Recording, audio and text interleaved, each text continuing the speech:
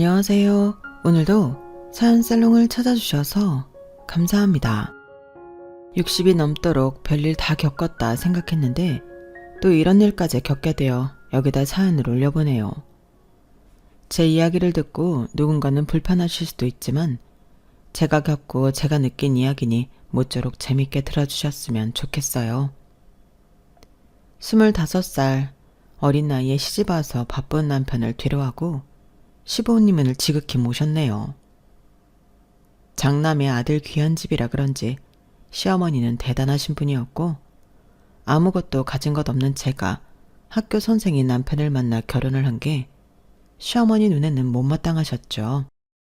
모진 반대에 처음엔 저도 이 결혼은 아니다 싶었지만 그때는 참 순수했고 남편밖에 몰랐던 터라 어떻게 헤어지나 싶은 생각에 눈앞이 아득하더라고요. 그래도 다행인 건 남편 또한 저와 같은 마음이었고 시어머니에게 처음으로 반기를 든 사건이었어요. 니까 거 10트럭을 가지고 와봐라. 내 아들한테 비하나. 어디서 저런 팔푼이를 데려와서는 내 팔자야. 아들 하나 잘 낳아서 교장 딸이라도 만날 줄 알았더니 무슨 이상한 데서 굴러 먹던 애를 너 아주 수지 맞은 줄 알아라. 알아요 어머님. 이가 저보다 훨배 낫죠. 저도 다 아니까 그만하세요. 내가 그만하게 생겼냐? 애비가 너만 보면 그렇게 싸고 도는데 화가 안 나냐고. 임자, 그만해. 이왕 결혼해서 살고 있는 애들한테 왜 그래요? 듣는 나도 힘드네. 당신은 가만히 있어요. 애 키울 때나 지금이나 뭐 하나 도움되지 않고서는 저런 며느리 얻을 때 반대라도 해야지.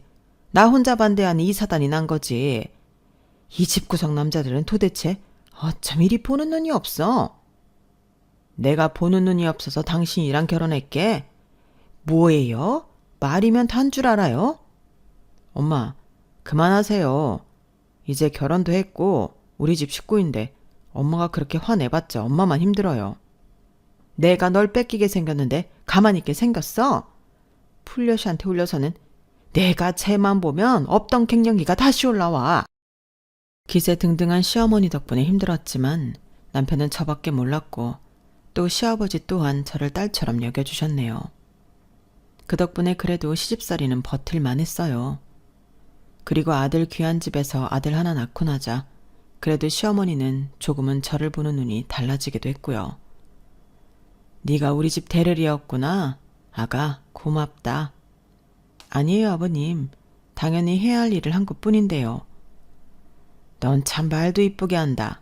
이러니까 내가 너를 좋아하지. 네 시어머니가 힘들게 해도 마음은 안 그런 사람이니까 조금만 참아. 너도 이제 아들 낳았으니 이 마음 알 거다. 아들 하나 못 낳았으면 넌 그대로 소박이었어. 알아? 그래도 아들 하나 낳았으니 이 정도 대접받고 사는 줄 알아라. 네 어머님. 이렇게 미역국도 끓여주시고 감사해요. 제가 더 잘할게요. 네가 집안일이 좀 많아? 먹고 빨리 집안일 하라고 끓여준 거니까 얼른 먹고 일해. 그래도 감사해요. 감사는 무슨? 너 꾀부리는 꼴을 내가 어떻게 보냐? 그러니까 빨리 쾌차해. 엄마는 은근히 며느리 생각하면서 꼭 말씀은 저렇게 하신다니까. 그래도 아들 손주 봐서 좋으시죠? 아들 노래를 불렀잖아 엄마가. 당연히 손귀한 집에 시집을 왔으면 아들을 낳아야지. 뭘 당연한 소리를 하고 그래? 말씀은 그렇게 하셨지만 친정엄마가 없던 저로서는 시어머니가 처음으로 끓여주신 미역국이 어찌나 감사하던지 그날 눈물로 미역국을 먹었던 게 생각이 나요. 그리고 몸을 풀기도 전에 할 일이 태산이었지만 아이를 낳은 기쁨이 컸기에 참 행복했어요. 고단하지 않았던 건 아니지만 그래도 아이가 주는 기쁨은 제 인생에서 말할 수 없는 기쁨이었죠. 우리 장소는 어쩜 이리 똑똑하다니? 그러게요. 매번 상만 타니까 제가 학교 가서 얼마나 면이 서던지. 다 애비머리 닮은 거다. 그러니까 공부도 잘하고 매사 똘똘하지. 네 맞아요. 애비 닮기 정말 다행이죠. 비꼬냐? 하여튼 너 쟤 안 낳았으면 벌써 소박이야. 그거 알고 놀 자리 뻗어. 알겠니? 네, 어련하시려고요. 아들은 어려서부터 똑똑했어요. 나갔다 하면 상을 휩쓸었고 그런 영재가 없었네요. 자식 머리에 유전은 엄마라던데 못 배운 저에게 나온 아들이 어쩜 저리 똘똘할까 싶은 게 참 복에 넘친다는 표현이 맞아떨어졌죠. 시어머니도 그런 똘똘한 손주를 제일 예뻐하셨네요. 저에게 매번 소박 말씀을 하시곤 했지만 저도 늘 듣던 이야기라 한 귀로 듣고 한 귀로 흘리게 되었어요. 그렇게 세월은 흘렀고 시아버지도 돌아가시고 짱짱하던 시어머니는 치매라는 무심한 병에 걸려 장장 8년을 고생하셨네요. 그냥 요양병원에 모셔. 시어머니 시집살이 얼마나 했어? 옆에서 보는 우리가 다 짠했어. 이제 훨훨 털고 승용 엄마도 본인 할 거 하면서 살아. 어떻게 그래요. 그래도 일을 낳아주셨는데 전 괜찮아요. 괜찮긴. 나라면 진작 요양원 알아봤다. 힘들면 그때도 늦지 않잖아요. 그래, 치매 노인네 요양원 보낸다고 승용 엄마한테 손가락질 사람 아무도 없으니까 마음 편히 가지라고. 다들 요양원에 모시라고 했지만 차마 그러질 못하겠더라고요. 사실 시어머니한테 당했던 시집살이가 얹혀놨던 터라 미울 때도 많았지만 막상 어린아이가 되신 시어머니를 보고 있자니 안쓰러운 생각도 들었네요. 어쩜 저리 기세등등하던 어머님이 저리 되셨을까? 참, 인생 무상이다. 그러게 엄마가 저런 분이 아닌데. 절 끔찍이 사랑해주는 남편 그리고 제 아들이 있기에 제가 하는 데까지는 하고 싶었어요. 사실 시어머니에게 상처도 많이 받고 워낙 막말을 많이 들었던 터라 가끔은 화도 날 때가 많았지만 제가 이렇게 잘 지내면 모든 덕이 제 아들과 제 남편에게 돌아갈 것 같다는 생각이 들었죠. 시어머니는 치매라는 병에 걸려 어린 소녀가 되었고 때로는 소녀가 된 시어머니가 오히려 낫다 싶을 정도로 참 순한 치매였어요. 저를 미워하기는커녕 오히려 제 친구가 되어줄 때도 있었으니까요. 그렇게 8년이라는 긴 세월 끝에 결국 돌아가셨어요. 당신 진짜 고생했어. 나한테 시집 와서 모진 시집살이에 아들 하나 바르게 잘 키우고 진짜 고생 많았지? 이제 당신 하고 싶은 대로 하고 살아. 당신이 한결같이 잘해줬잖아요. 그래서 버틸 수 있었어. 승용이도 내가 잘 키운 것보다 정말 혼자 잘 자라줬어. 나 어머님 모시느라 신경도 못 써줬는데 저렇게 공부도 잘하고 엄마 힘들까봐 늘 엄마 생각 먼저 하고 나는 더 이상 바랄 게 없어요. 당신 복이지. 이제 우리 더 따뜻하게 살자.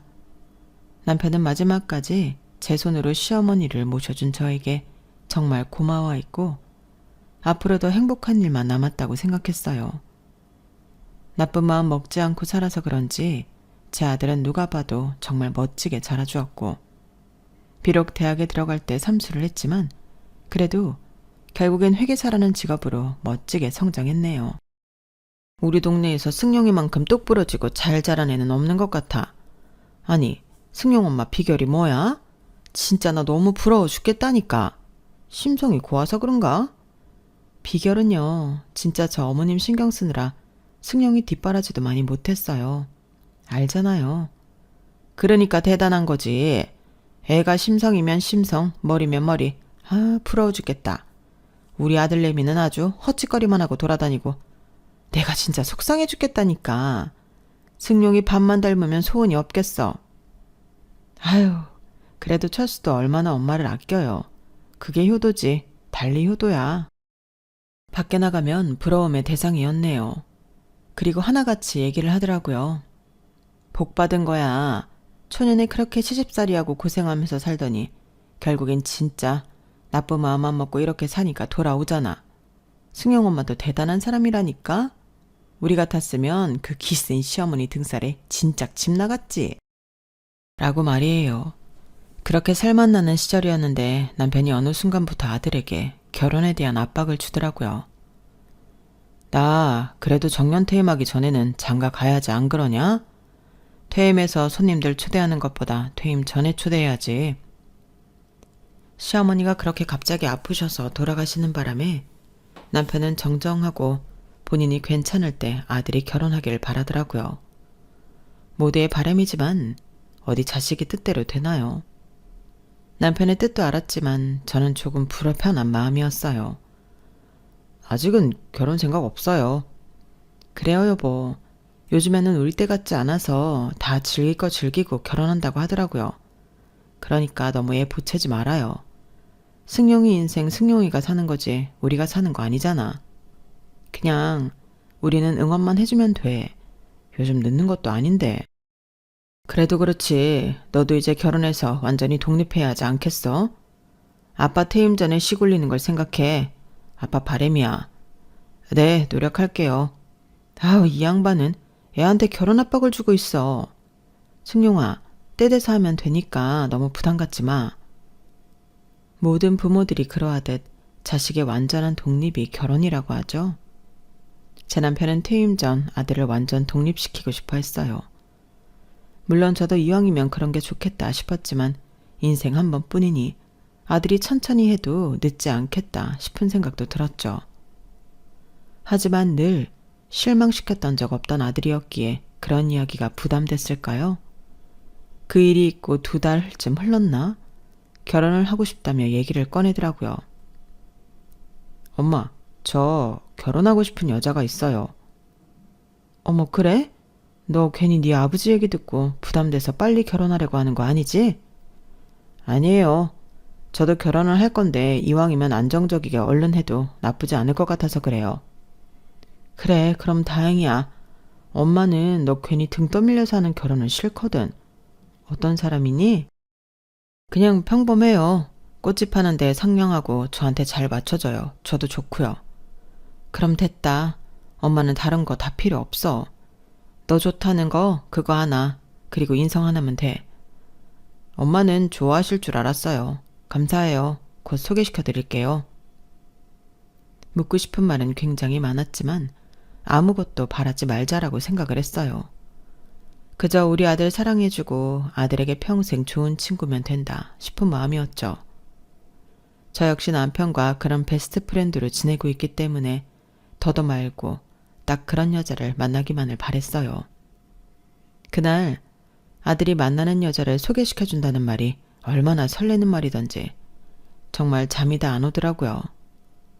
시집살이를 징하게 당한 터라 제가 보는 며느리한테만큼은 정말 잘 해줘야겠다 싶었고 조건보다는 사람 하나만 보자는 생각이었어요.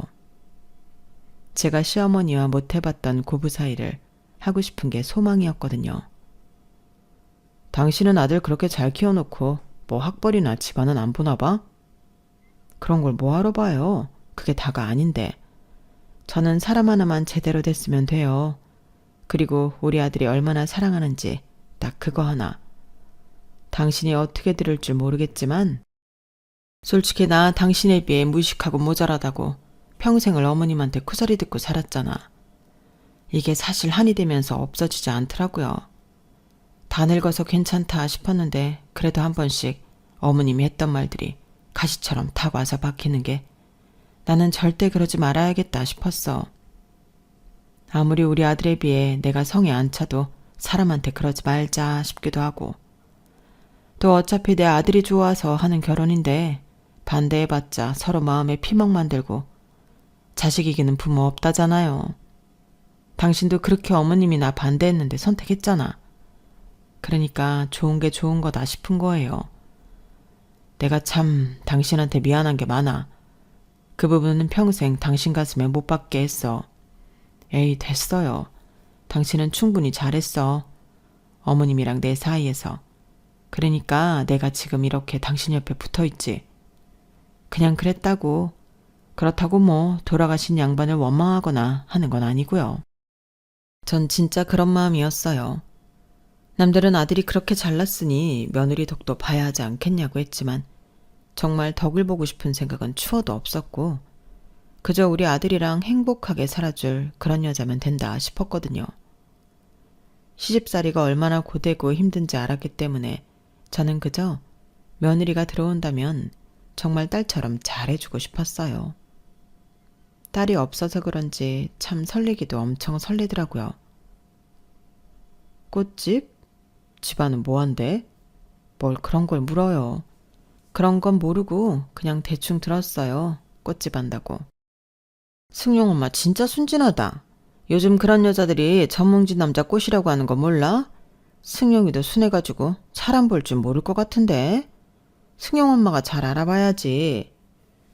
자기 앞날 자기가 개척하는 거죠. 아들 결혼에 이래라 저래라 하고 싶지 않아요. 그리고 승용이 말로는 순하고 상냥하다고 하더라고요. 꽃집 하니까 당연히 손님들 상대할 거고 서글서글하지 않겠어요?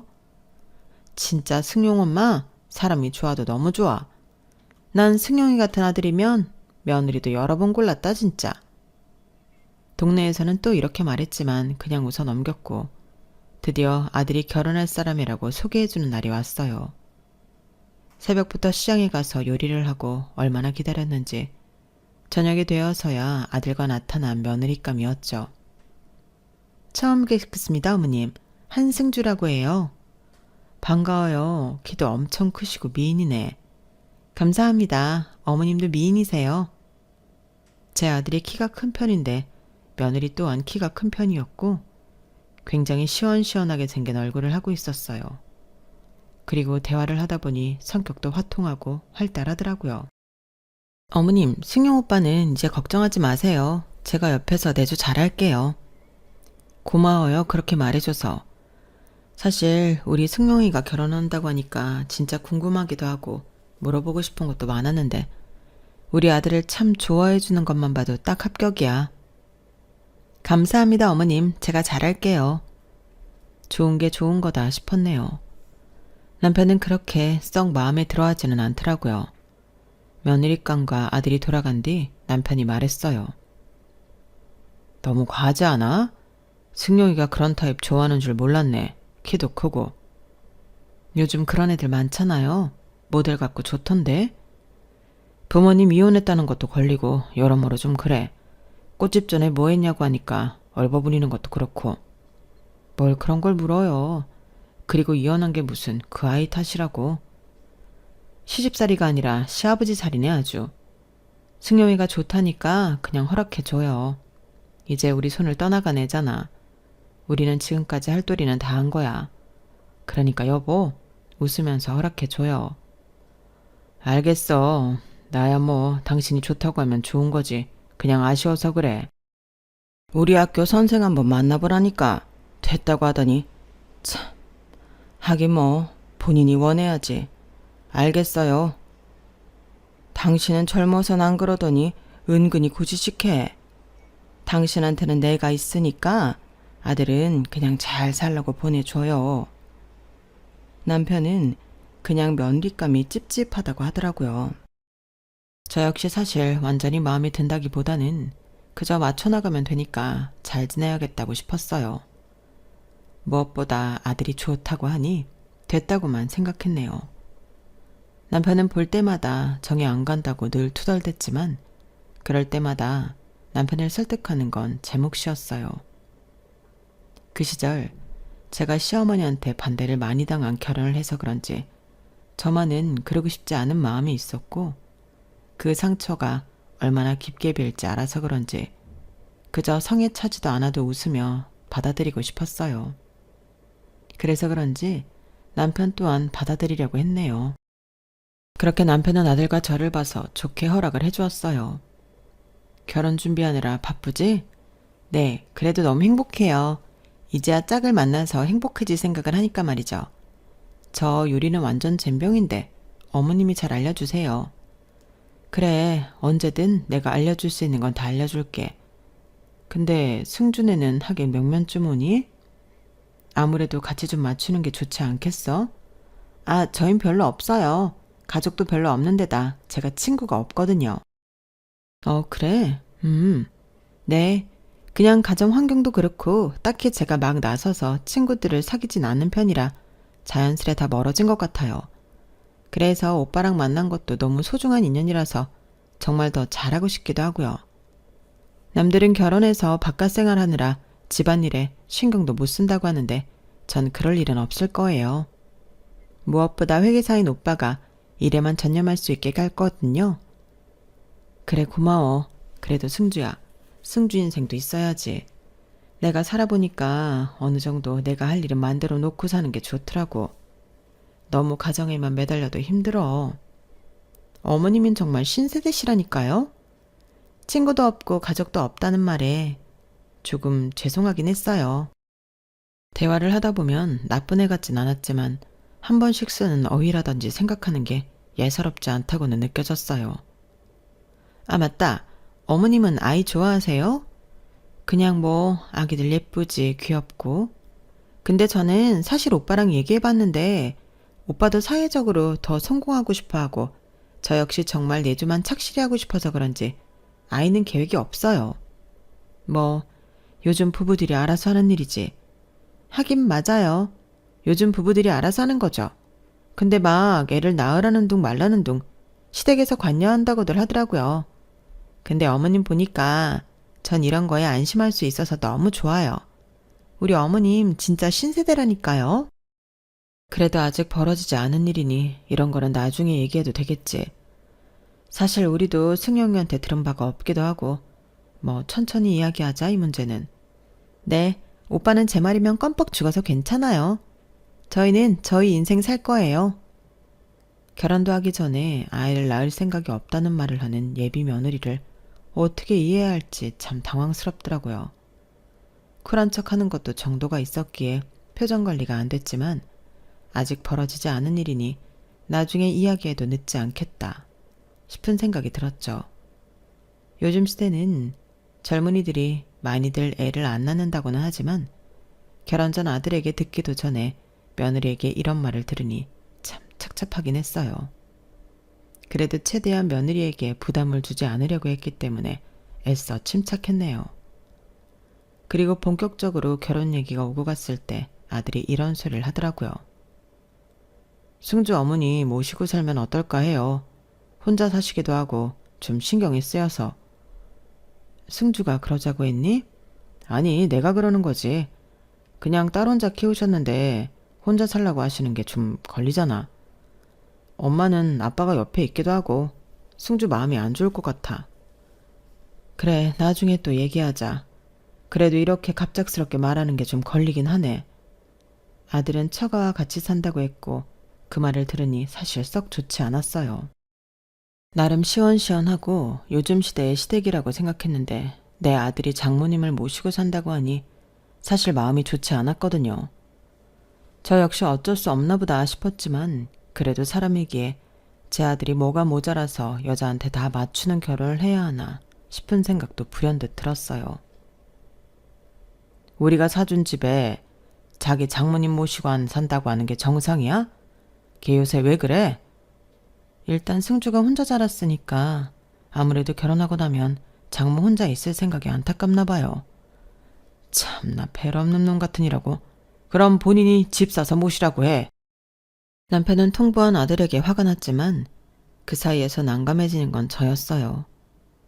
며느리를 딸처럼 대하게 놓으라고 다짐했건만 가장 어려운 일이더라고요. 엎친 데 덮친 격 며느리감은 저에게 비싼 예물을 요구하기도 했어요. 아, 근데 어머님, 저 예물은 뭐 해주실 거예요? 뭐 가지고 싶은 거라도 있어? 말해봐. 아, 저 그냥 백화점에서 액세서리 하나만 사주세요. 요즘에는 물방울 다이아니 뭐니 그런 거 안 하고 심플하게 하나만 한다고 하더라고요.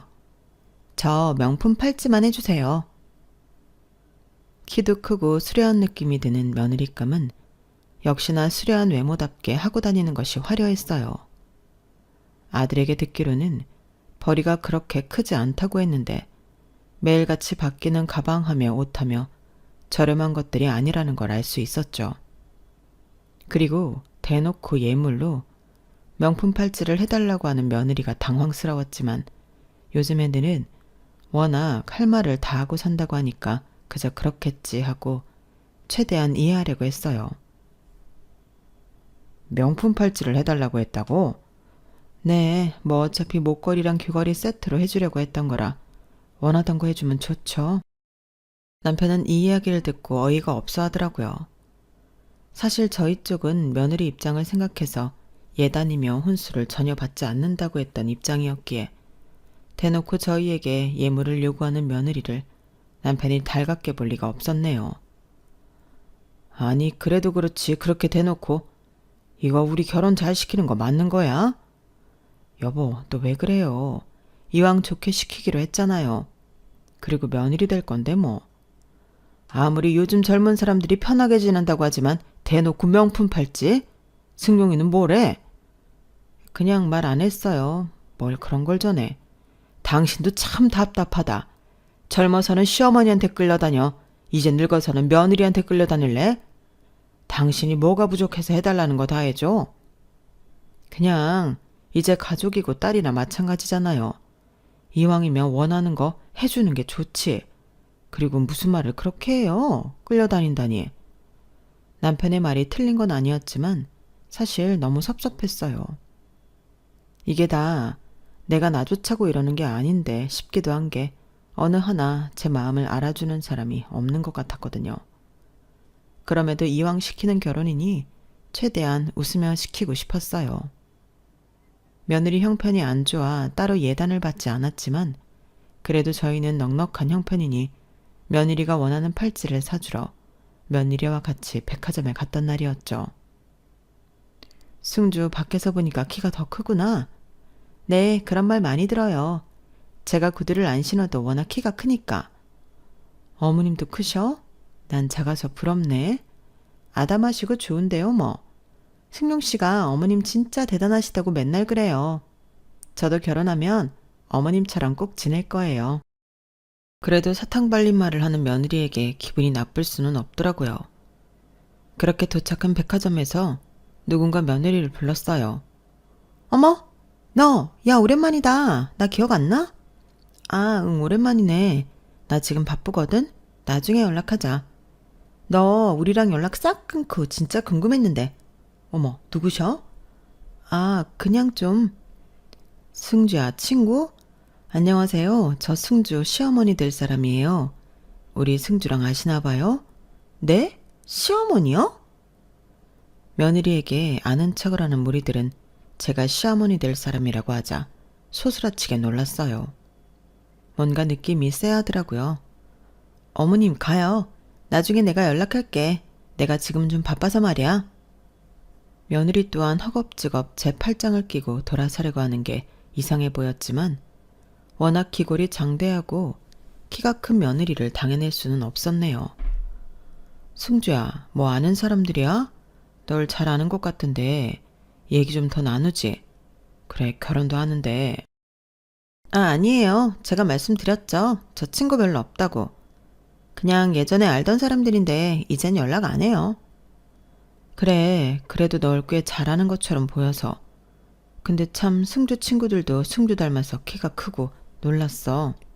아, 뭐 작은 친구도 있어요. 명품 노래를 부르던 며느리는 그날 예물도 사지 않은 채 저를 끌고 백화점 밖으로 나왔어요. 그때부터 본격적으로 며느리가 숨기는 것이 있을 거라고 생각이 들더라고요. 그리고 아들에게 이야기를 하게 되었네요. 너 승주에 대해 잘 알아보고 결혼한 거 맞니? 사실 너희 만난 지도 얼마 안 됐잖아. 만난 시간이 중요한가? 뭐 대화도 잘 통하고 걔 요즘 여자애들 같지가 않아. 진짜 남자 마음도 잘 이해해주고 그런 애 드물어요. 사실 엄마도 여자지만 여자들 잘 삐지고 사람 일하는데 힘들게 하고 그런 거 있잖아. 승주는 그런 거 진짜 없어. 결혼하면 내가 편할 것 같아서 그래. 그래도 엄마는 좀 더 알아보고 결혼해도 될 것 같아.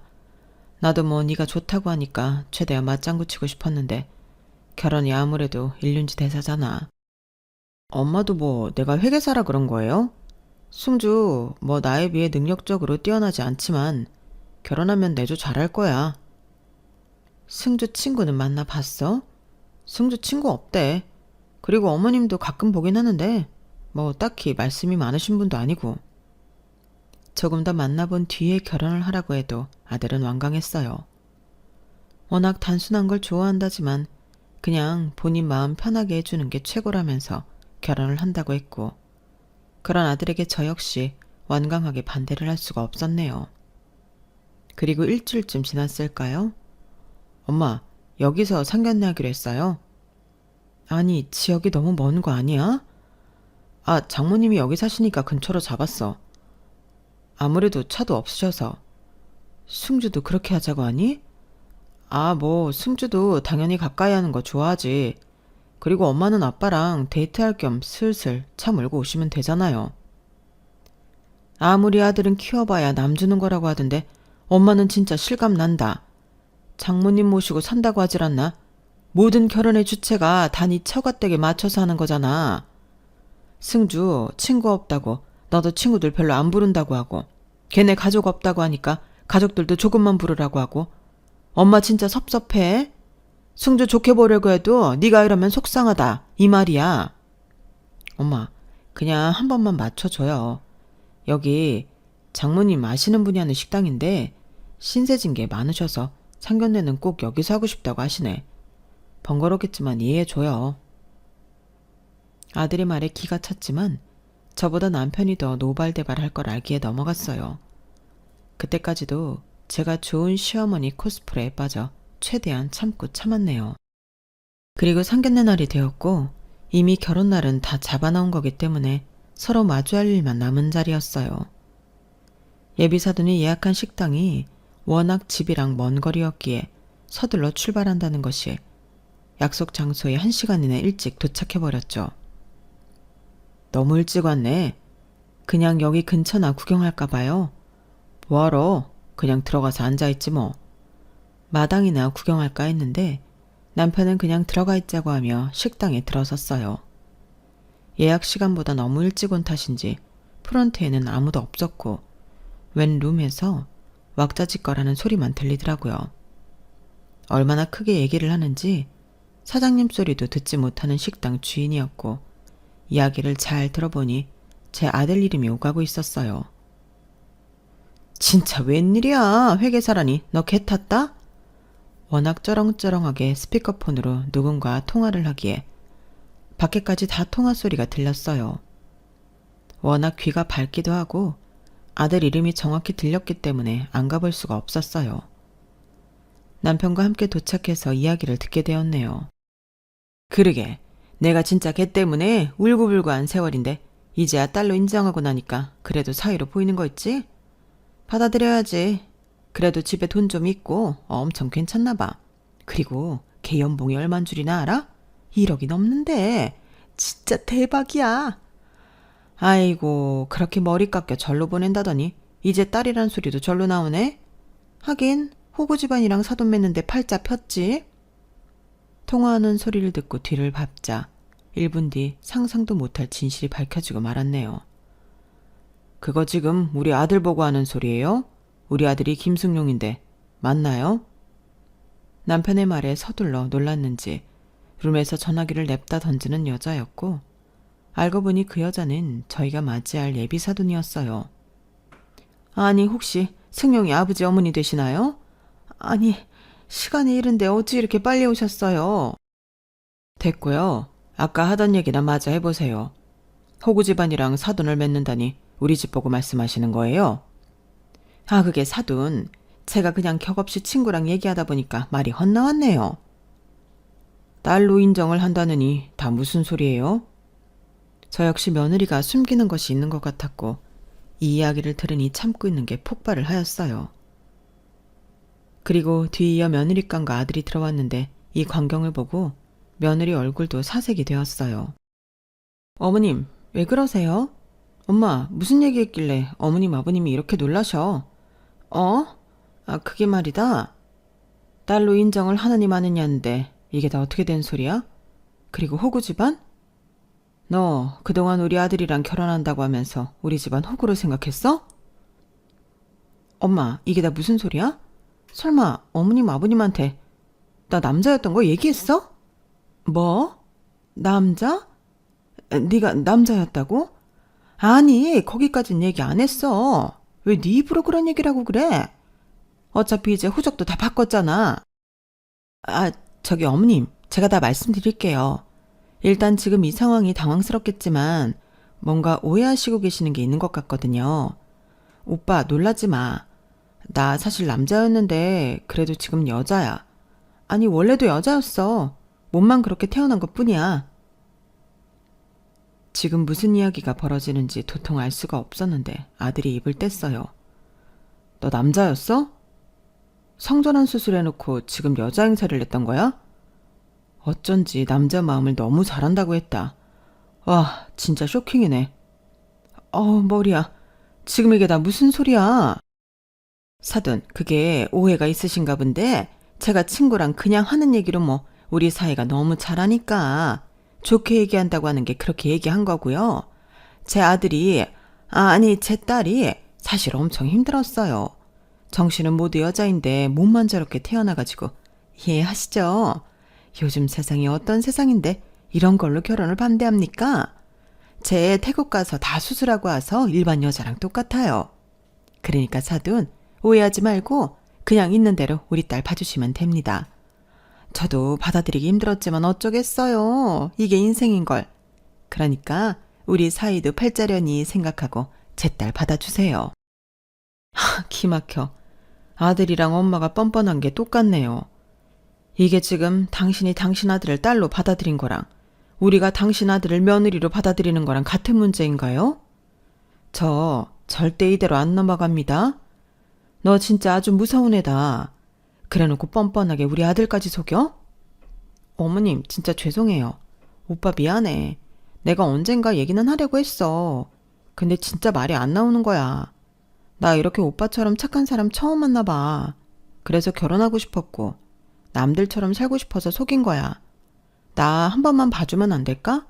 평생 죽은 듯이 살게. 그냥 내줘만 하면서. 내줘? 우리 아들이 벌어다 주는 돈으로 그냥 편하게 살고 싶은 거겠지. 돈으로 터치도 안 할 거고 직업도 괜찮겠다. 그냥 회계사 사모 하면서 살고 싶었던 거 아니니? 요즘 애들 무섭다고 하는데 너처럼 요망한 애는 진짜 처음 봤다. 됐고 법대로 해. 정말 아찔하더라고요. 남편 또한 화를 내고 돌아섰어요. 그리고 집에 가는 차 안에서 남편은 아무 말이 없었네요. 다음 날이 되어서야 며느리는 모든 걸 밝히겠다고 저희를 찾아왔어요. 할 말이 없어서 문을 열어주지도 않았지만 동네가 떠나가라 제발 문 좀 열어달라 사정을 하는 바람에 문을 열게 되었네요. 얼굴을 보니 정말 화가 치밀어 오르더라고요. 네가 여기를 어디라고 기어와? 어머님 죄송해요. 말씀 못 드린 거는 어차피 이제는 저 호적도 바꿨고 완전 여자로 살고 있어요. 물론 과거는 남자로 살았지만 저 한 번도 남자였다고 생각한 적 없거든요. 어머님 아버님이 이렇게 이해만 해주시면 저 정말 오빠 내조하면서 잘 살게요. 네 과거가 어떻든 간에 이렇게 어마어마한 걸 숨기고 결혼하려고 했던 걸 이해하라는 거니? 지금 모든 걸 다 듣고 보니 이해가 간다. 기골도 장대하고 키도 크고 또 목소리도 다 이해가 간다고. 우리 아들도 몰랐다고 했지. 너 사기죄로 고소할 거야. 어머님, 제발 한 번만 봐주세요. 네? 저 정말 결혼해서 평범한 가정 꾸리는 게 제 소원이에요. 이제서야 여자로 살 수 있는데 어떻게 포기하겠어요? 우리 아들이 왜 희생을 해야 하니? 그렇게 우리 집안이 호구 같았어? 우리 아들이 너 남자인 것도 모르니까 완전 호구라고 생각하고 여자인 척하면서 살려고 했겠지. 네 인생은 네가 사는 거니 나도 이런 일에 대해 스스로 책임지며 사는 거라고 생각한다. 근데 네 선택과 인생을 남을 속여가며 그 사람에게 지으려 하는 거는 정말이지 끔찍하니까 다신 찾아오지 마. 솔직히 속은 사람이 바보 아니에요? 그리고 과거를 안다고 해도 어차피 그동안 여자인 줄 알았으면서 이게 뭐가 문제가 돼요? 너 지금 그걸 말이라고 해? 아니 맞잖아요. 어차피 어머님도 몰랐고 오빠도 몰랐는데 이거 좀 안다고 뭐가 달라져요? 요즘 세상이 어떤 세상인데. 솔직히 나가보세요. 저 같은 여자가 흔한가? 웬만한 여자들보다도 예쁘잖아요. 그럼 된 거 아니냐고요? 뻔뻔하게 본인은 아무 잘못 없다고 하는 모습을 보니 화가 나서 참을 수가 없었어요. 전 그 자리에 있는 화병에서 꽃을 꺼내어 꽃사대기를 날렸죠. 네가 그러고도 사람이야? 하긴 그 정도로 뻔뻔하니 이 어마어마한 걸 속이고 결혼하려고 했겠지. 너 마음에 안 들어도 내가 며느리라고 잘 해주려고 했었어. 알아? 욕심 많고 인성이 그렇게 좋아 보이진 않았지만 내 아들이 좋다고 하니까 최대한 상처 주지 않으려고 했는데 이렇게 보답해? 그래놓고 뭐? 너 이제 법적으로 내가 참교육 들어갈 테니까 그리 알아. 그만하세요. 아니 여리여리 하셔서 어쩜 이리 힘이 세신 거예요? 아니 너무 아프다고요. 아 그거 장미가시 아니에요? 넌 그냥 말로 하면 정신을 못 차리지. 진짜 살상 살다 너 같은 앤 처음 본다. 지금 알아서 얼마나 다행인지. 제 악다구니에 놀랐는지 후다닥 도망을 가는 그 여자였어요. 그리고 그 모습을 본 남편 또한 한마디 했죠. 당신 이렇게 화내는 모습 처음 보네. 당연히 화나지. 내가 뭐 바보야? 참나. 진짜 별의별 일을 다 겪는다 정말. 내가 말했잖아. 애초에 쎄하다고. 느낌이 이상했어. 누가 성별을 속였을 거라고 생각을 해요. 나 진짜 이런 거 TV에서만 나오는 줄 알았지. 내가 이런 거 겪게 될 줄은 몰랐어. 승용이 마음은 어떨 거야 정말. 그리고 아들 또한 충격이 큰지 법적으로 해결을 한다고 하더라고요. 엄마 아빠 죄송해요. 제가 그냥 절 잘 이해해준다는 생각에 너무 성급히 결정했어요. 엄마 아빠 마음에 상처 드려서 죄송해요. 저도 가만 안 있을 거고 사기로 고소할 거예요. 네 마음 오죽하겠니? 그래 알겠어. 그래도 이젠 더 잘 알아봐. 작정하고 속이면 당연히 속수무책 당할 수밖에 없지만 그래도 최대한 돌다리도 두드려 보란 말이야. 아들은 1년의 시간에서 상처를 많이 받은 듯 보였어요. 엄마 아빠 죄송해요. 그때 제가 너무 엄마 아빠 생각은 못하고 승준의 쪽만 너무 생각했던 것 같고 이런 일을 겪게 되니까 제 옆에 남는 사람이 누구인지 알 것 같아요. 제가 너무 엄마 아빠한테 너무했어요. 아들은 결혼 준비를 하면서 했던 행동들을 사과하더라고요. 사실 결혼을 준비하면서 아들에게도 섭섭했던 것이 있었지만 이렇게 사과를 받게 되니 마음이 눅눅듯 녹아내리게 되었어요. 아마 본인도 많이 느꼈을 거라고 생각이 들었네요. 남편 또한 화도 많이 냈지만 아들이 저렇게 사과를 하니 받아주더라고요. 그리고 결혼까지 했다면 정말 이건 혼인 빙자나 다름없다고 생각했기 때문에 고소하게 되었네요. 그리고 고소장이 가자 며느리감이었던 그 남자의 엄마가 찾아왔어요. 손이 발이되도록 빌더군요. 제발 한 번만 봐주세요. 같이 자식 키우는 입장에서 고소라뇨. 참, 아들이 누굴 닮아 뻔뻔한가 했더니 그쪽이네요. 본인이 일반 여자들보다 잘났다고 그리 떠들더니만 죄송해요. 제가 이렇게 빌게요. 아니, 우리 아들 정말 고생 많이 했어요. 이제서야 평범하게 살아보려고 한 건데 제발 앞길 막지 말아주세요. 네? 왜요? 우리 아들 아니고서야 또 다른 남자 속여서 결혼하게? 속이든 말든 알 바 아니지만 그래도 진실은 밝히고 결혼을 해야 도리 아닌가요? 어떻게 완전 여자라고 속이냐고요? 제 말에 아무 말이 없었어요. 한 번만 어떻게 안 될까요? 정식으로 미안하다고 진정 사과하세요. 전 그 말만을 남겼고 한참 지나 제 아들과 제 앞에 나타난 모든 걸 오픈하며 절절하게 빌었죠. 오빠한테 정말 미안해. 그리고 어머님한테 죄송합니다. 제가 여자로 살고 싶은 마음이 너무 커서 그랬어요. 이게 다 제 의지가 아닌데 어떻게 하다 보니 이렇게 사라졌네요. 다시 내 앞에 나타나지 마. 그리고 이제 속이고 살지 말고 다 말하고 다녀. 알겠어? 엄마 가요. 나 이제 쟤 더 이상 보고 싶지 않아.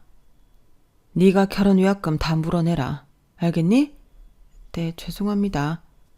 결국 그렇게 일이 마무리되었네요.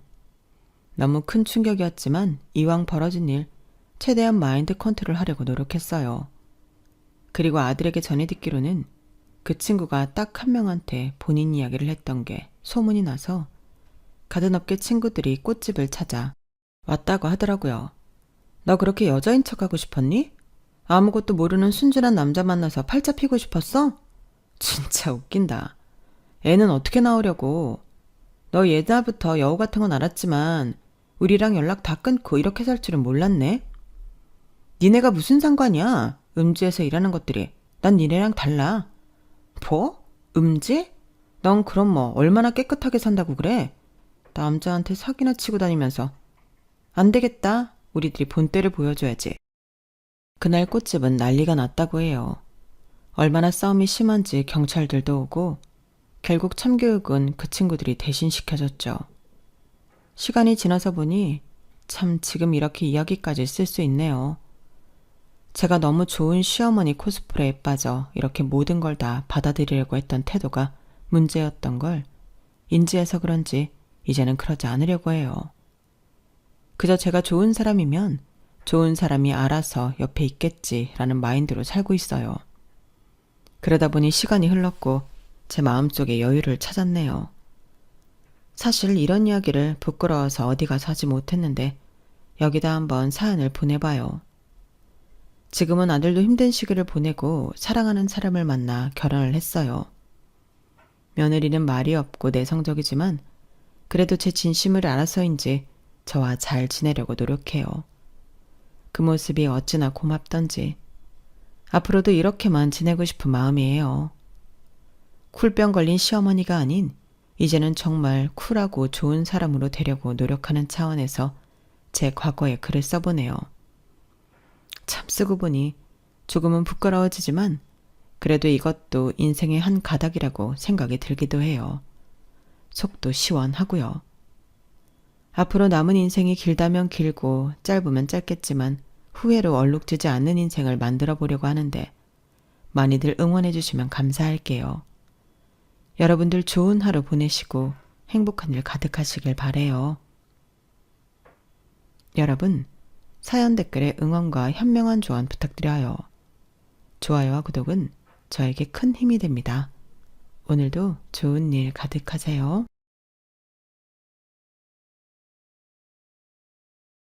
안녕하세요. 오늘도 사연 살롱을 찾아주셔서 감사합니다.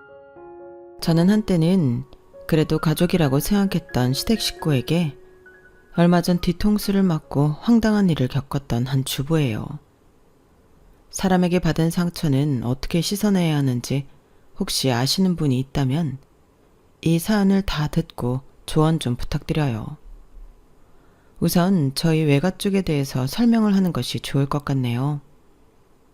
저희 외할머니는 그 옛날 시대가 다 그러했듯 아주 어린 나이에 외할아버지에게 시집을 와 저희 엄마를 포함해 사남매를 낳고 기르셨어요.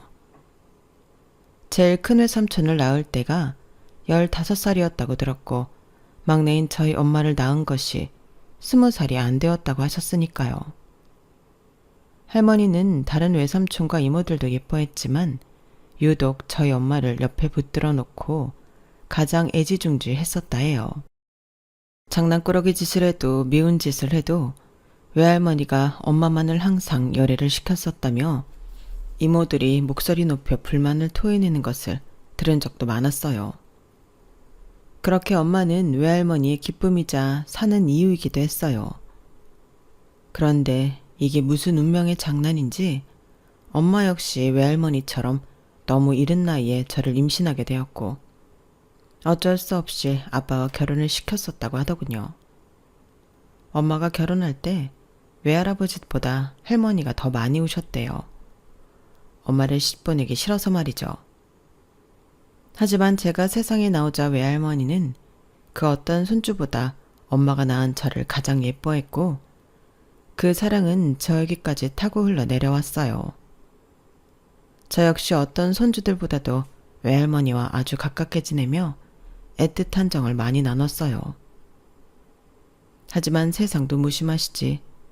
외할머니의 가장 사랑스러운 막내딸이자 저의 따뜻한 고향 같은 엄마를 너무 일찍 떠나보내고 말았어요.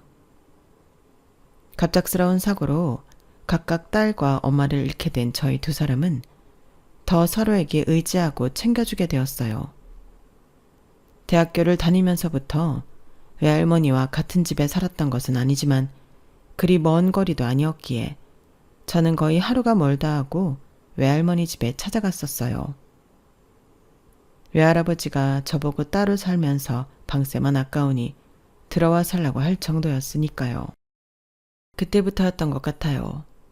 제가 할머니의 딸이 되어주고 할머니가 저희 엄마가 되어주자고 했었거든요. 저는 할머니를 엄마라고 부르기 시작했죠. 이상하게 보일지 몰라도 저에게는 아주 자연스럽게 할머니의 호칭이 바뀌었어요. 물론 다른 가족들의 꾸지람도 있기는 했었죠. 엄마, 이번에 김치는 언제 할 거야? 경소진 너는 할머니한테 엄마라고 그만하라니까. 이모는 괜히 그래. 할머니가 내 할머니인 거 다 알거든. 그냥 엄마라고 부르고 싶은 거야. 그래, 소진이 하고 싶은 대로 하게 냅둬라. 엄마, 밖에 나가서도 그러면 사람들이 손가락질해. 세상에 어떤 손녀가 할머니한테 엄마라고 불러. 저거 버릇들면 안 된다니까. 냅두래도 내가 얼마나 지 엄마 같으면 그러겠어. 넌 조카가 불쌍하지도 않어. 누가 안 불쌍하대. 그냥 사람들이 나가서도 욕할까봐 그러지. 밖에서는 당연히 할머니라고 부르지.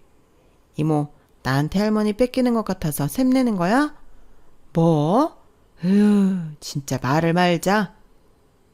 다른 식구들의 핀잔이 더욱이 장난을 하고 싶게 만들었죠.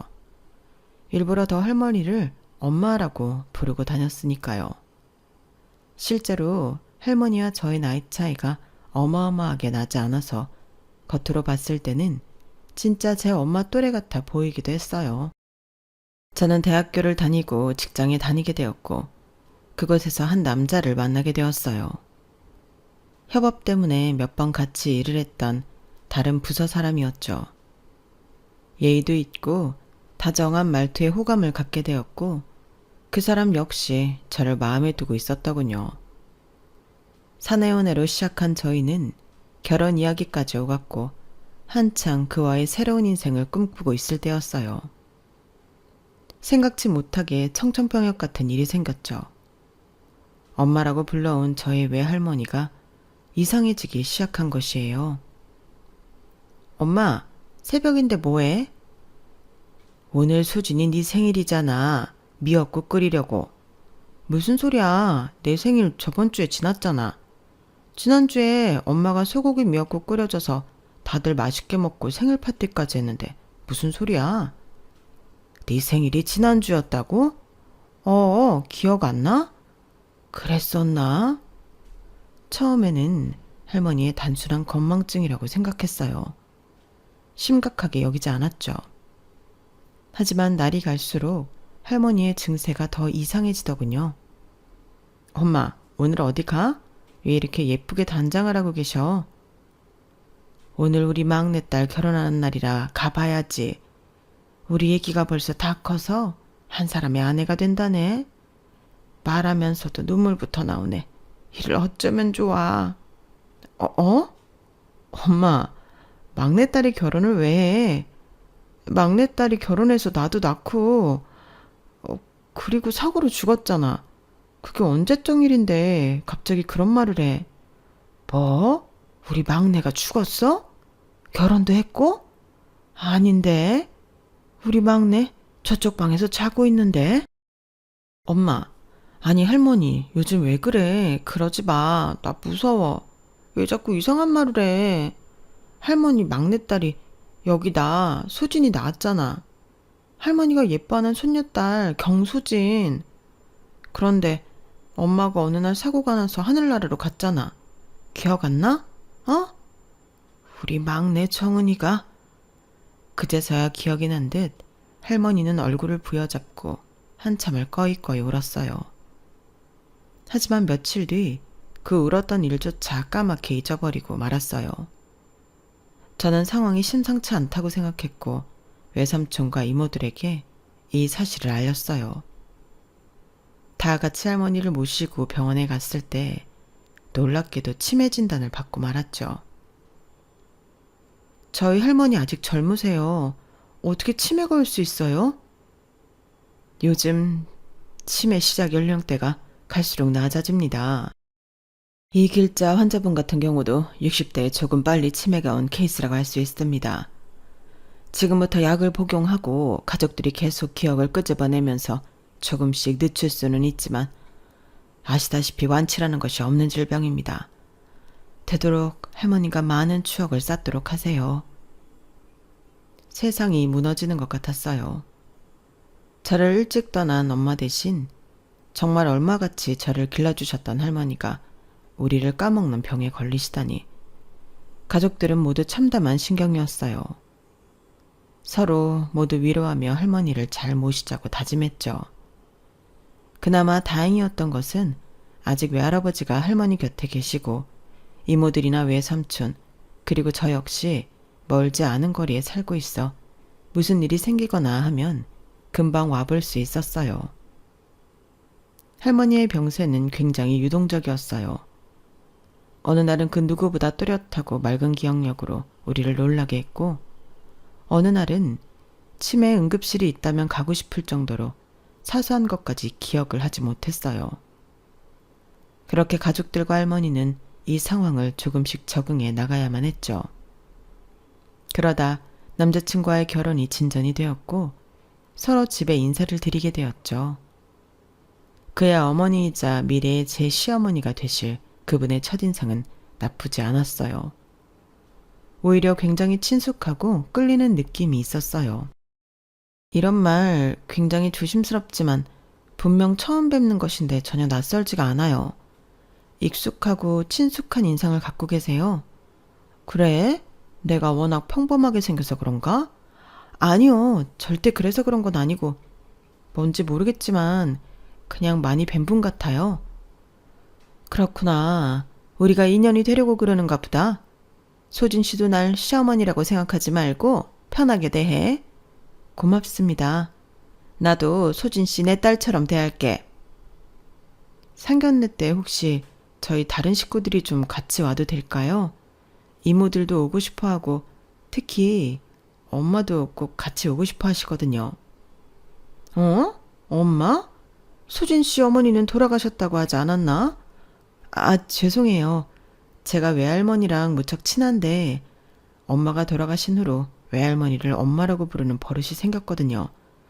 너무 입버릇처럼 엄마라고 호칭하니까 밖에 나와서도 아무렇지 않게 이렇게 엄마 소리를 하게 되네요. 죄송합니다. 아니야, 죄송할 것까지야. 보기 드물기는 하지만 외조모와 손녀의 사이가 얼마나 각별한지 알 것 같아.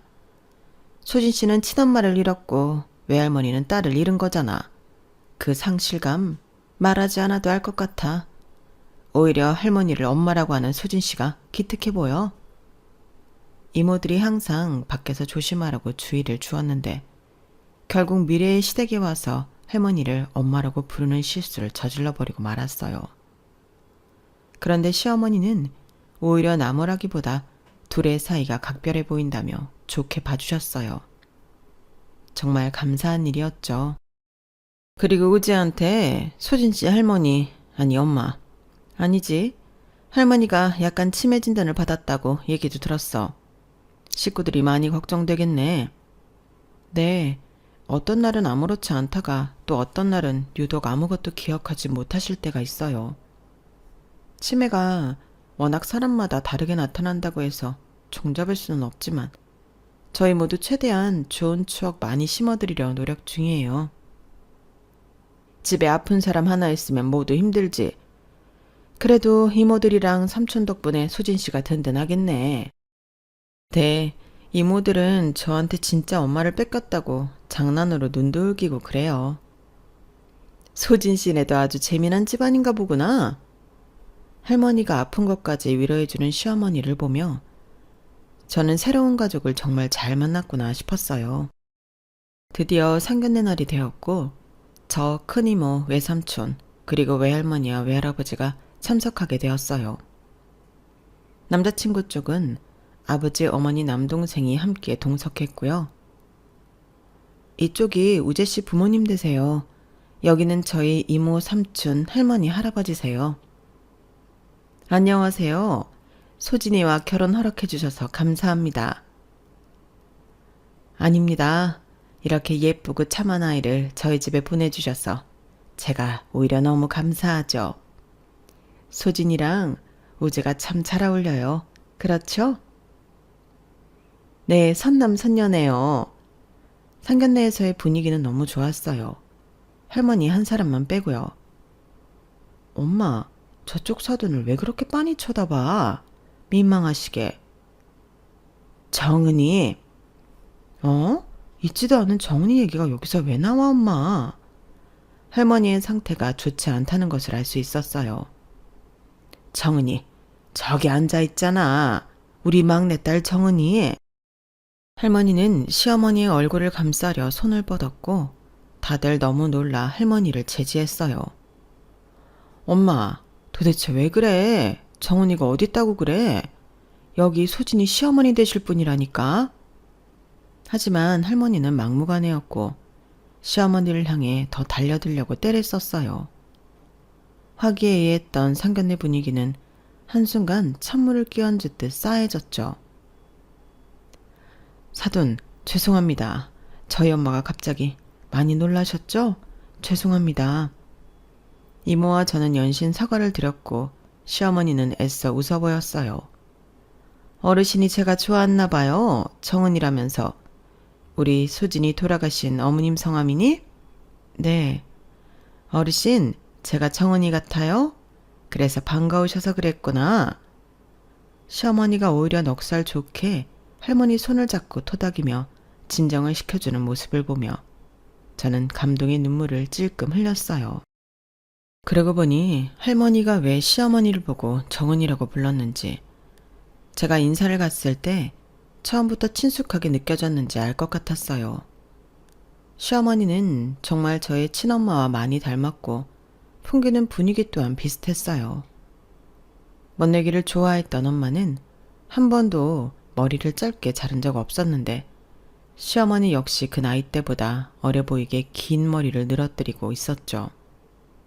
작지만 웃을 때 아래로 처지는 눈꼬리, 눈에 비해서는 약간 큰 입과 키, 체구까지 저희 친엄마와 많이 닮아 있더군요. 그래서 시어머니가 더 친숙하게 느껴졌었나 봐요. 할머니도 그래서 그렇게 돌발 행동을 하셨고, 시어머니는 다행이다. 내가 소진이 엄마를 닮았다고 하니 어르신이 왜 그러셨는지 이제 이해되네. 조금 놀랐지만 괜찮아. 오히려 반대로 생각하니까 나도 가슴 아픈걸? 할머니가 비록 기억을 잃는 병에 걸리셨지만 당신 딸의 얼굴은 잊지 못해 닮은 사람을 보고 그렇게 반응하신 거라 하니 뭔가 가슴이 먹먹하고 그러네. 어머, 나 왜 이래? 내가 왜 울고 있니? 눈물을 훔치는 시어머니의 모습을 보고 저는 앞으로 시어머니에게 정말 잘 해드려야겠다고 결심했어요. 시어머니가 저희 할머니를 향한 따뜻한 마음씨가 너무 감사했거든요. 눈물의 상견례 이후 저희의 결혼은 문제없이 척척 잘 진행되었어요. 결혼식장에서도 시어머니를 본 할머니가 달려들었지만 시어머니는 인상 한번 찌푸리지 않고 할머니를 안고 토닥여 주시더군요. 저희 식구들은 또 한 번 눈물을 훔쳤죠. 저는 결혼 후에도 살던 그 동네를 크게 벗어나지 않았고 여전히 할머니 집에 자주 방문해 돌봐드리려고는 했어요. 엄마, 올해 농사는 어때? 올해도 잘 됐지? 저 할애비가 싸가지는 없어도 일 하나는 잘해. 엄마, 지금 할아버지한테 싸가지가 없다고 하는 거야? 아유, 웃겨라. 솔직히 저 농사 할아버지가 80% 이상 하는 거잖아. 엄마는 옆에서 새참만 맨날 주워 먹고. 아니야, 내가 얼마나 열심히 길렀는데 네 할애비가 걸림돌이야 아주. 오랜 시간 농사를 지어온 것이 몸에 밴 할머니는 농사에 관한 것은 하나도 잊지 않으셨어요. 습관이 기억을 지배한 것 같았죠. 언제 무엇을 심어야 하는지, 뭘 뿌리고 어떻게 해주고 어떻게 걷어야 하는지 컴퓨터보다 빨리 대답이 튀어나오고는 했어요. 하지만 그 외에 실생활에서 할머니의 치매 속도는 점점 빨라지고 있었어요. 어느 날은 대뜸 제게 이러더군요. 정은이한테 데려다 줘. 정은이는 또 왜 찾아? 세상에 있지도 않은 사람을. 그때 곱게 한복 입었잖아, 정은이가. 우리 막내딸 얼마나 예뻤는데. 정은이 보고 싶으니까 정은이한테 데려다 줘. 또 떼쓰시네 우리 엄마. 엄마 딸 수진이 여기 있잖소. 그리고 그때 곱게 한복 입었던 건 우리 시어머니와 정은이가 아니고. 분명히 우리 정은이라니까. 저희는 할머니의 상태를 알아 적당히 받아줄 것은 받아주고 안 되는 것은 안 된다고 했는데 문제는 저희 남편이었어요. 한 번은 남편과 함께 할머니 집에 간 날이었죠. 제가 할아버지와 잠깐 자리를 비운 사이 할머니가 제 남편에게 말을 걸기 시작했대요. 그때 한복 입은 우리 정은이 어디 사는지 알아? 자네도 있었잖아. 할머님, 정은이가 아니고 저희 엄마세요. 나 정은이한테 데려다 줘. 아니, 정은이랑 통화할 수 있게 해줘. 할머니의 상황에 남편은 어쩔 수 없이 시어머니의 전화번호를 할머니에게 남겨주었고 그때부터 할머니의 폭주가 시작되었어요. 할머니는 수시로 시어머니에게 전화를 걸어 보고 싶다며 때를 썼어요. 정은아, 어디 있어? 왜 엄마 보러 안 와? 응? 엄마 안 보고 싶어? 우리 정은이 목소리 들으니까 너무 좋다. 예, 사돈. 제가 한번 뵈러 갈게요. 시어머니는 할머니의 장단에 잘 맞춰주셨고 저는 감사하면서도 너무 죄송했어요. 어머니 죄송해요. 저희 할머니가 또 전화하셨었다면서요? 바쁘실 텐데 전화 통화해 주셔서 진짜 감사해요. 먼저 간 딸이 오죽 끓이우면 그러실까. 내가 네 친정엄마를 닮아 오히려 좋은 일이지 뭐. 따뜻하고 배려심 깊은 시어머니의 마음에 저는 큰 감동을 했고 저 역시 시어머니에게 더 잘하려 노력했어요. 시어머니를 당신 딸로 착각한 할머니는 시어머니에게 전화도 자주 걸고 농사지어 수확한 것들이며 맛있는 반찬까지 수시로 택배를 보내기도 했어요. 시어머니 역시 잘 먹고 있다며 감사 인사를 전하기도 했죠. 그러던 어느 날이었어요. 요란스럽게 전화벨이 울렸고 받기도 전에 좋은 일은 아닌 것 같다는 느낌이 들더군요. 네? 저희 할머니가요? 지금 당장 갈게요. 전화가 온 곳은 다름 아닌 경찰서였고 할머니를 보호하고 있다는 전화였어요. 한 걸음에 경찰서로 달려온 저는 할머니를 부둥켜 안고 한참을 울었어요. 이제 말로만 듣던 치매 노인이 집을 못 찾아 헤매는 일이 제게도 닥쳤던 것이에요. 하지만 그날 일에는 또 다른 일이 숨겨져 있었더군요. 엄마가 할머님이랑 같이 있었다는데? 그게 무슨 말이야? 어머님이랑 우리 할머니가 같이 있었다고? 당신이 엄마한테 전화해봐. 남편에게 뜻밖의 말을 전해 듣고 저는 시어머니에게 전화를 걸었어요. 그래. 어머니, 혹시 저희 엄마랑 계셨었어요? 그래. 그래요? 그런데 어떻게 하다 저희 엄마가 경찰서에 있게 되신 거예요? 내가 이제 더는 못 참겠다. 시어머니는 수화기 너머로 대뜸 소리를 치더군요. 네? 어머니 왜 그러세요? 진짜 내가 어디까지 받아줘야 되니? 지겹다 지겨워. 저는 너무 놀라 아무 말도 하지 못했어요. 처음 보는 시어머니의 날카로운 모습이었죠. 네 엄마, 아니 네 할머니 어지간하셔야지. 할머니가요? 왜 그러시는데요? 사람을 좀 괴롭혀야 말이지. 내가 정은이 아니라고 그렇게 말하는데도 자꾸 정은이. 지겨워서. 노인네 씻은 건지 아닌지 냄새도 진동하고 자꾸 달라붙고. 내가 진짜 참으려고 했는데 너무 짜증나서 그냥 길에 냅두고 나 혼자 왔다. 할머니를 길에 두고 혼자 오셨다고요? 내가 그 노인네 발광하는 거 언제까지 받아줘야 되니? 나도 할 만큼 했잖아. 저 정도 치매면 너네 식구가 뭐 알아서 병원에 쳐넣어서 손발을 묶어두든지 밥이라도 굶겨서 말을 듣게 하든지 해야지. 내가 도대체 언제까지 받아줘야 돼? 저는 그 따뜻하고 인자했던 시어머니의 입에서 나오는 거친 말이 하나도 믿어지지 않았어요. 마치 다른 악마와 이야기하는 것 같았죠. 어머니, 아무리 그래도 병원에 쳐놓고 밥을 굶기고 하라는 건 조금 말이 지나치지 않으신가요? 니네 식구가 노인네 하나 케어 못해놓고 지금 누구한테 말이 지나치다마다 가르치려고 드니? 할머니 받아주시는 게 그렇게 힘드셨으면 진작에 기뜸이라도 해주시지 그러셨어요. 저는 어머님이 좋아하지는 않지만 그래도 할머니한테 살갑게 대해주시는 모습 보고 많이 감동도 했고 이렇게까지 나쁘게 생각하시는 줄 몰랐어요. 적당히 받아주면 안 할 줄 알았지. 내가 그 노인네랑 피가 섞인 것도 아니고 하루에 한 번씩 꼬박꼬박 전화 오지. 먹지도 못하게 음식 보내오지. 나는 알아먹지도 못하겠는데 옛날 이야기라면서 씹으려대지. 아우 나도 질렸어. 진짜 노인네랑 사돈 한 번 잘못 맺었다가 내가 먼저 황천길 가게 생겼네. 그제서야 시어머니가 할머니를 좋아서 받아준 것이 아니고 오히려 너무 싫어했었다는 것을 알게 되었어요.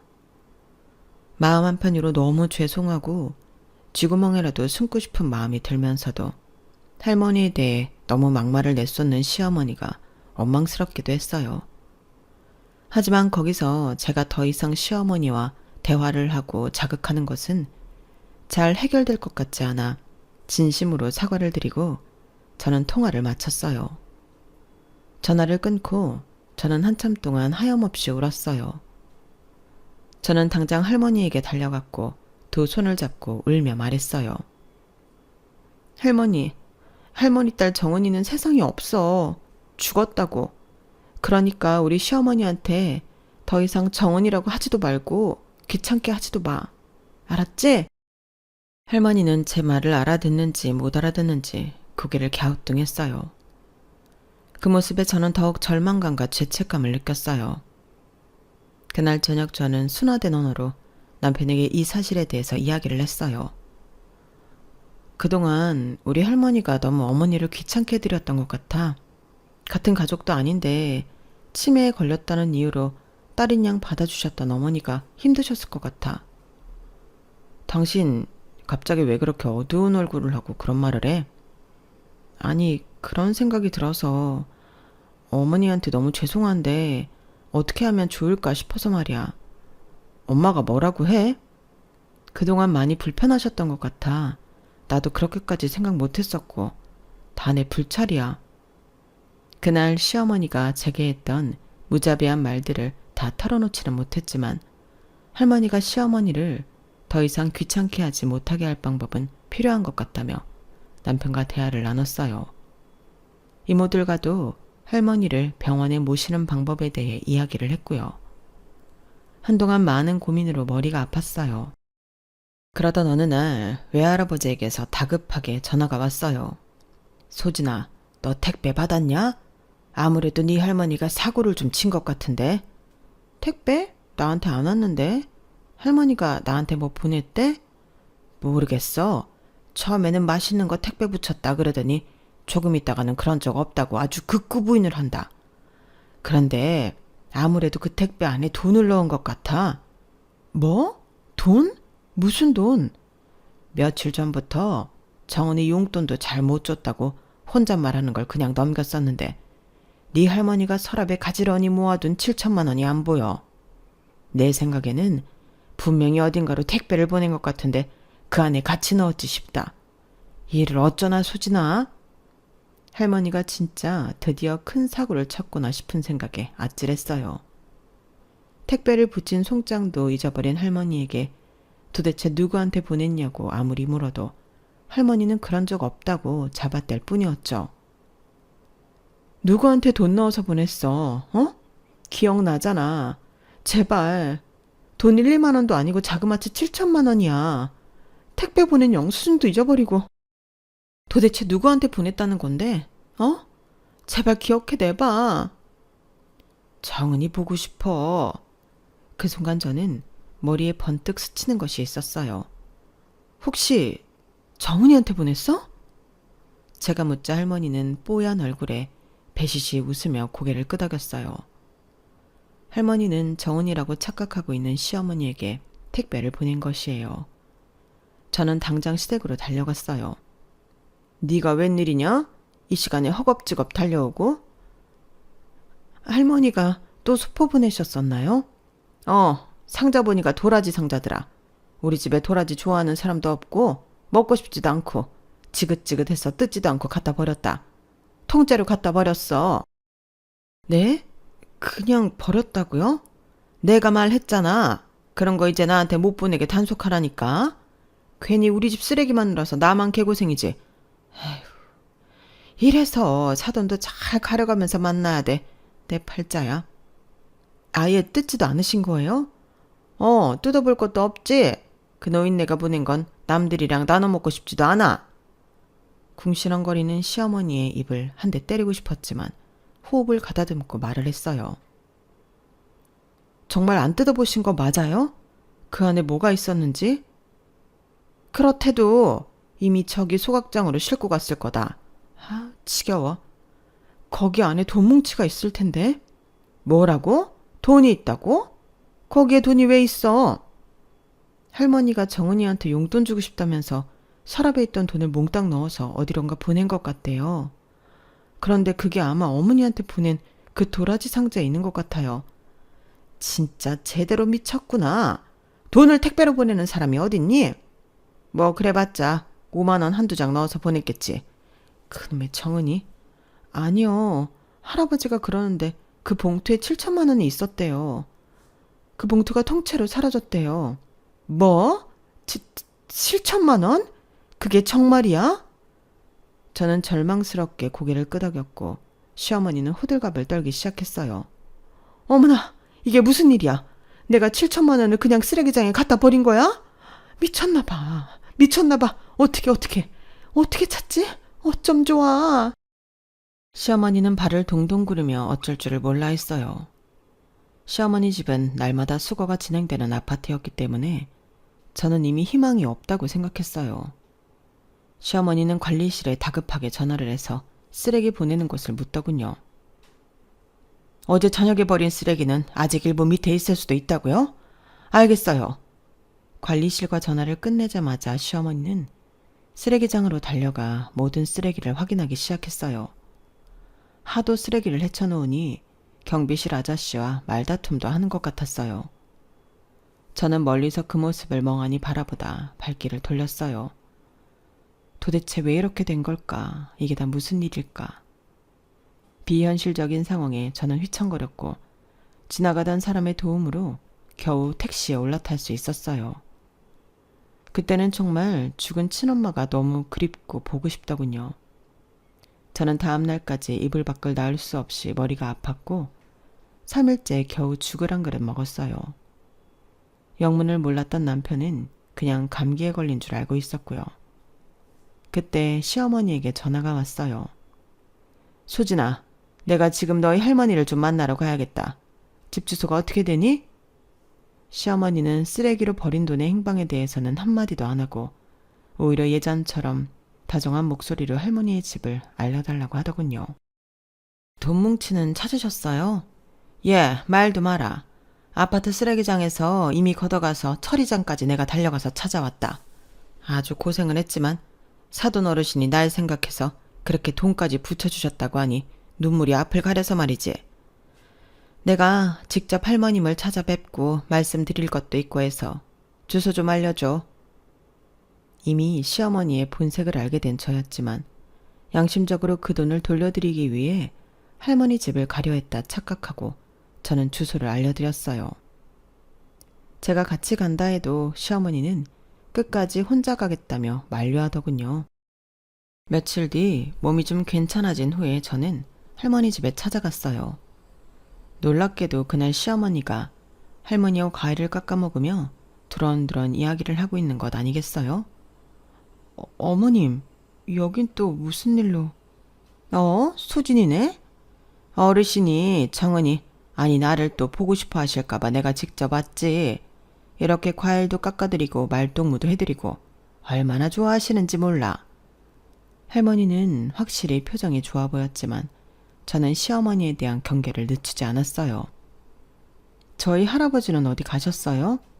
내가 여행 좀 보내드렸다. 네? 갑자기요? 며칠 동안 내가 여기서 어르신이랑 지낼 테니까 여행 다녀오시라고 보내드렸어.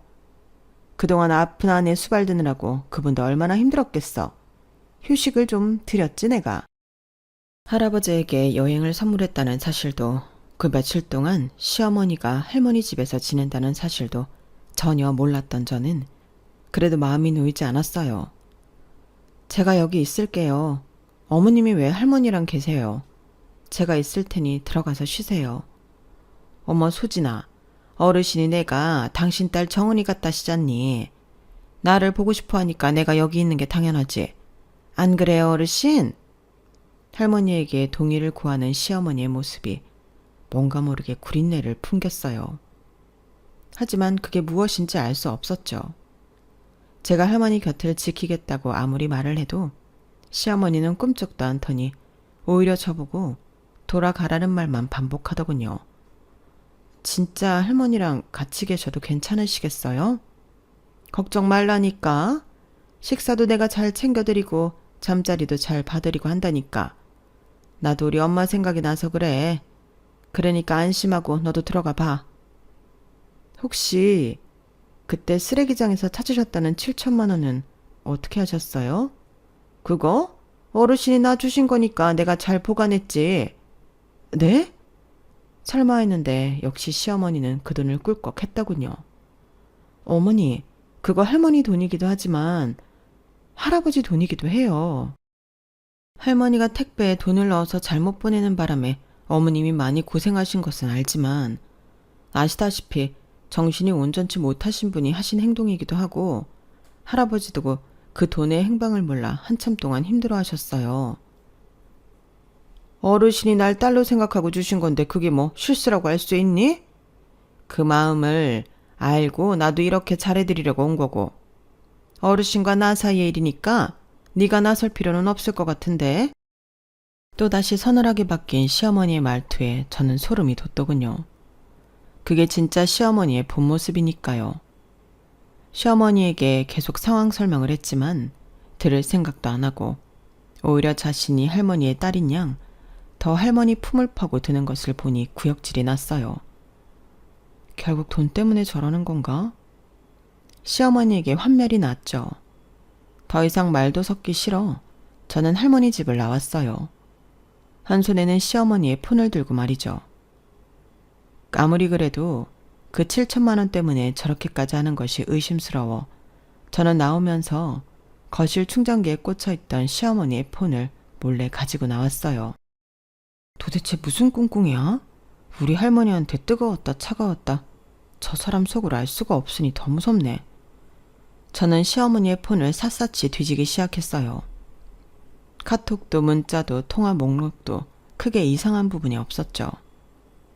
그때 사진이 있는 갤러리를 펼쳐보았고 제 눈을 믿을 수 없는 몇 장의 사진을 보았어요. 이게 뭐야? 이름 이길자, 이길자의 생명보험? 이게 왜 시어머니 핸드폰 속에 있는 거지? 놀랍게도 할머니의 보험증권과 관련 서류들이 여러 장 찍혀 있었어요. 이해할 수 없었죠. 왜 시어머니가 할머니의 이런 서류들을 폰에 간직하고 있는 것인지. 그때 혹시나 하고 검색 사이트에 들어가 그동안 했던 검색 기록을 찾아보았어요. 저는 너무 놀라 입을 다물 수 없었어요. 검색 기록에는 이런 것들이 떠 있더군요. 사망보험금 수령인 생전 변경, 치매 환자 사망보험금 수령인 지정, 친가족의 사망보험금 수령 방법, 사망보험금 법률 상담. 심지어 다수의 불특정 사이버 유저들에게 질문까지 올렸더군요. 사돈 어르신이 치매인데 상황상 제가 정성껏 모시고 있습니다. 어르신도 저를 딸처럼 여기고 있고요. 이런 경우 어르신의 보험금을 제가 받을 수 있나요? 된다면 생전에 제가 어르신 옆에서 어떤 일들과 처리 과정을 거쳐야 하나요? 치매 환자기는 하지만 의사소통 다 가능합니다. 함께 보험회사를 찾아가서 수령인 변경 신청을 하면 되나요? 방법 아시는 분은 적극 답변 부탁드립니다. 시어머니는 할머니가 잘못 보낸 7천만 원을 보고 할머니의 재산을 조사했고 집에 있는 보험금 서류와 이것저것 정보를 얻기 위해 할아버지까지 여행을 보내드리며 이 엄청난 작전을 짜냈던 것이에요. 시어머니의 속내를 알자 저는 너무 무서워 사시나무 떨듯이 떨기 시작했어요. 그럼 우리 할머니가 돈이 있다는 걸 알고 어떻게 떨어지는 콩고물이라도 주워 먹어보려 그랬던 거야? 저게 사람이야? 사실 저희 외가는 대대로 내려오는 부자였어요. 저도 할머니 덕분에 어렵지 않게 자랄 수 있었고요. 하지만 할머니는 항상 절약과 검소함을 강조하셨고 농사도 소일거리가 아닌 진심을 다하셨던 거예요. 저나 이모들, 삼촌, 그 누구 하나 할머니의 재산을 탐했던 적 없었고 할머니가 돌아가시면 유산을 상속받을 수 있다는 생각조차 한 적이 없었죠. 저희 가족들도 그런 마음을 먹은 적이 없는데 감히 시어머니가 우리 할머니의 재산에 손을 대고 싶어 하더니 괘씸하다 못해 분하고 멱살이라도 잡아 경찰서에 데려가고 싶더군요. 씩씩거리며 집에 돌아오니 남편이 의아한 얼굴로 묻더군요. 왜 그래? 무슨 일 있었어? 당신도 혹시 한패야? 다 알고 있었어? 그게 갑자기 무슨 뚱딴지 같은 소리야? 당신도 당신 엄마랑 짜고 우리 할머니 재산 노린 거야? 솔직히 말해봐. 저는 밑도 끝도 없이 남편에게 퍼부었고 남편은 어이없다는 얼굴을 하고 있었어요. 당신이 지금 무슨 말 하는지 하나도 못 알아듣겠어. 남편은 정말로 모르는 듯 했어요. 하지만 저는 여러 번 다시 추궁을 했고 결국 남편은 시어머니의 계획에 대해 모르고 있다는 것이 확인되었죠. 에이, 말도 안 돼. 우리 엄마가 무슨 할머님 재산에 욕심을 낸다고. 당신 무슨 꿈 꿨어? 이것 봐. 핸드폰 속에 다 있어, 증거가. 이거 엄마 폰인데? 이게 왜 당신한테 있어? 말했잖아. 할머니 집에 갔다가 몰래 갖고 나왔다고. 그런데 안에 이런 내용이 다 있었다니까? 저는 폰을 남편에게 들이밀었고 처음부터 끝까지 본 남편은 굳은 얼굴로 한숨을 쉬더군요. 미안해. 나는 진짜 몰랐어. 엄마도 그냥 잠깐 욕심이 난 거지. 진짜 여기 검색한 것처럼 한다는 건 아닐 거야. 그렇겠지. 여기 검색한 것처럼 하면 진짜 인간도 아니지. 우리 식구들도 생각하지 않고 있는 할머니 재산, 보험금에 대해서 어떻게 이럴 수가 있어? 내가 대신 사과할게. 이게 다 사실이라면 나도 엄마를 보고 살 자신 없어. 우선 당사자한테 이게 진짜인지 확인부터 하자. 저는 그동안 할머니가 경찰서에서 맡겨졌던 일부터 도라지 상자를 쓰레기장에 가서 찾아왔던 일까지 상세하게 다 털어놨어요. 그걸 왜 이제야 말하는 거야? 내가 너무 미안하잖아. 내가 어떻게든 해결할 수 있을지 알았어. 어머니의 그런 생소한 모습이 너무 낯설어 내가 잘못 생각하고 있다고 착각이 들 정도였으니까. 하지만 이 폰을 보고 나니까 다 알겠어. 어머님의 본색을, 그리고 정체를. 저는 그 후로 시어머니와 대면한 적이 없어요. 모든 것은 남편이 주도적으로 해결했고 할머니도 안전하게 모시게 되었어요. 남편은 단칼에 시어머니와 모든 연락을 끊었고 매달리던 시어머니 역시 너무 단호한 남편의 모습에 쓸쓸히 돌아선 것 같았어요. 자신의 핏줄인 엄마와의 연을 끊어낸 남편을 생각하며 저도 마음이 너무 아프지만 시어머니가 몰래 계획했던 일들을 생각하면 너무 무섭고 소름 끼쳐 다시 마주칠 자신도 없네요. 저희 부부는 관계 회복을 위해 많은 노력 중이에요. 할머니의 치매는 나아지지는 않겠지만 남은 시간 동안 더 좋은 추억을 많이 쌓으려고 노력하고 있고요. 제 엄마와도 같았던 할머니의 남은 여생이 언제까지나 행복하셨으면 좋겠어요. 제 이야기는 여기까지입니다. 건강이 최고죠. 항상 건강하시고 행복하세요. 여러분, 사연 댓글에 응원과 현명한 조언 부탁드려요. 좋아요와 구독은 저에게 큰 힘이 됩니다. 오늘도 좋은 일 가득하세요.